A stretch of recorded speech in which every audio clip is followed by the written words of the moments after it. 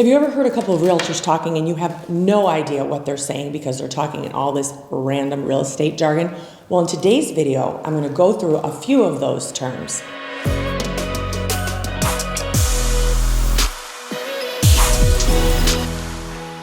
The first term is AI, not EI, not extraterrestrial, AI. So AI stands for attorney and inspection, which is basically the attorney and inspection review period. It's the time that a buyer gets to have an inspection and then have their attorney review the contract and make any changes that they need to make. The second term is earnest money. So earnest money has two parts to it: initial earnest money and then the remainder of the earnest money.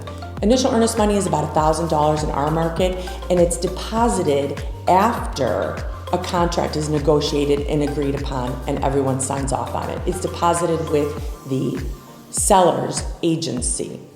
The remainder of the earnest money is typically 3 to 5%, and this is given after the AI or attorney and inspection review period. The money is then deposited again with the seller's agency and credited all back to the buyer at the time of closing. The point of earnest money is essentially skin in the game or insurance that the seller can go after this money if the buyer gets cold feet and decides to pull out last minute. So it's basically showing that the buyer has skin in the game. Personal property. So this might seem obvious, but sometimes it's not. Personal property is basically, if you take a house and you turn it upside down and you shake it, anything that falls out is considered personal property, right?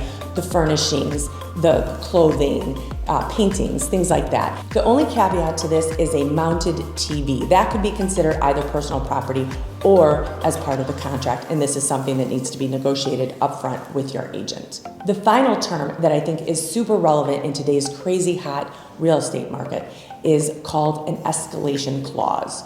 So basically, in competing offer situation, it's a really good idea for your agent to write in an escalation clause. And that essentially says that a buyer will go above a certain amount of money over the highest and best offer. So say you're trying to buy a house and you want to submit an offer for $450,000, but you're willing to go $2,500 above the highest and best up to $500,000. So you've got a ceiling of $500, and anywhere in between is where you can land with that escalation clause. So it's a really great tool for buyers to use with their agents in this crazy hot real estate market. If you found this video useful, please consider giving it a thumbs up and subscribe. Every week, I release new videos on what's hot and trending in the real estate market and demystifying the buying and selling process.